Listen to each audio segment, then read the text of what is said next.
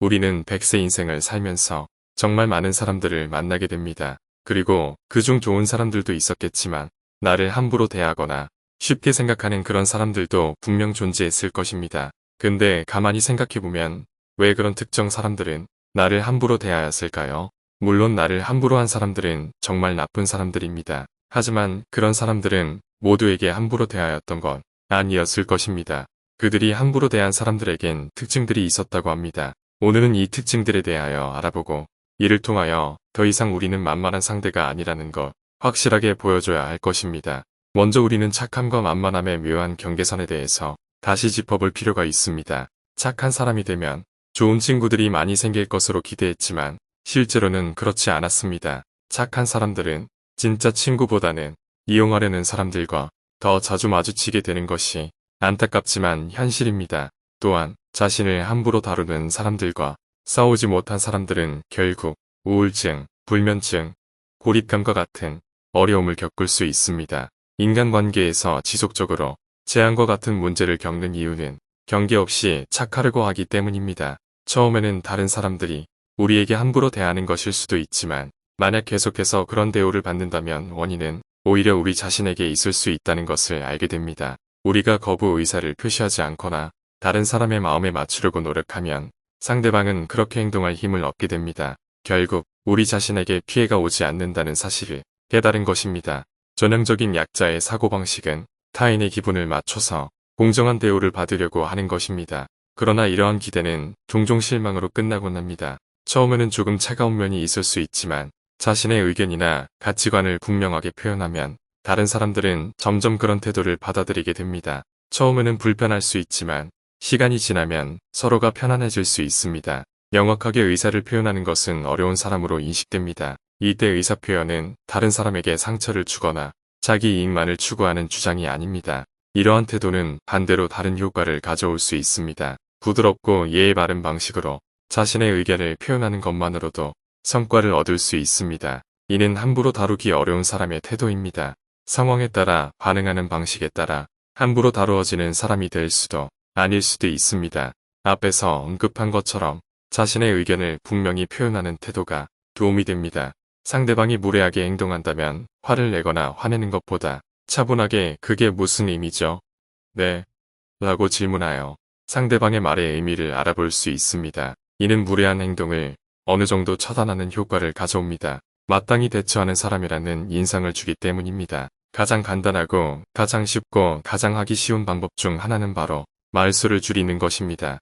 말을 조금 줄이면 쉽게 보지 못하는 경향이 있습니다. 상대방의 말에 즉각적으로 반응하는 대신 한순간의 여유를 가지면서 대화하는 것은 힘과 카리스마를 느끼게 합니다.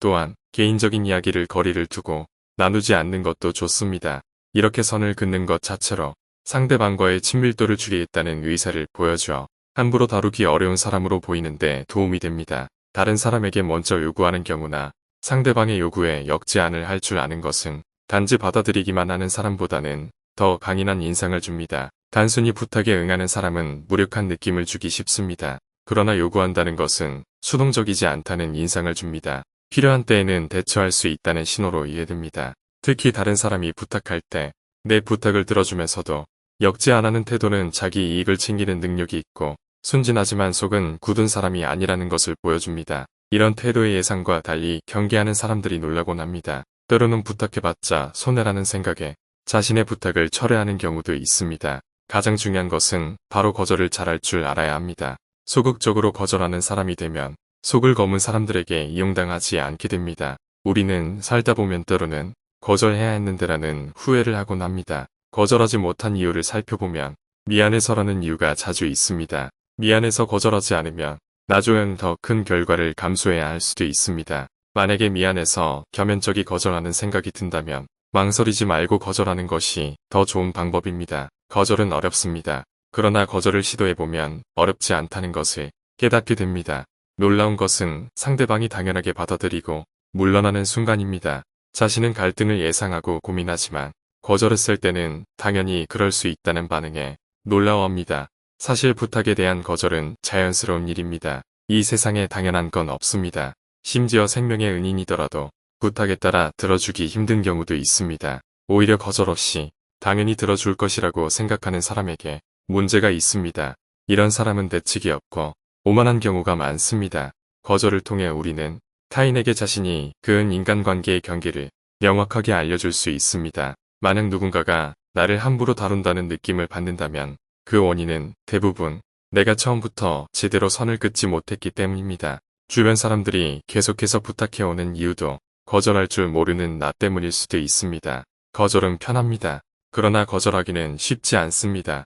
해결책은 연습뿐입니다. 거절하는 말을 준비해두고 연습을 반복하며 거절이 실패하더라도 계속 시도해봐야 합니다. 이렇게 한 번, 두 번 거절을 해보다 보면 거절에 대한 부담도 줄어들고 거절해본 경험에 자신감이 생깁니다. 거절이 어렵다고 생각하지만 실제로는 그렇지 않다는 것을 깨닫게 됩니다. 거절은 처음부터 내가 갖고 있던 권리였다는 것을 이제서야 알게 되면서 거절이 더 자연스러워집니다. 거절을 통해 나는 내 인생을 통제할 수 있게 되고 나쁜 사람들에게 이용당하지 않게 됩니다. 지금까지 나를 쉽게 보지 못하는 방법에 대해서 알아봤습니다. 많은 도움이 되셨나요? 구독과 좋아요는 영상 제작에 많은 도움이 됩니다. 감사합니다.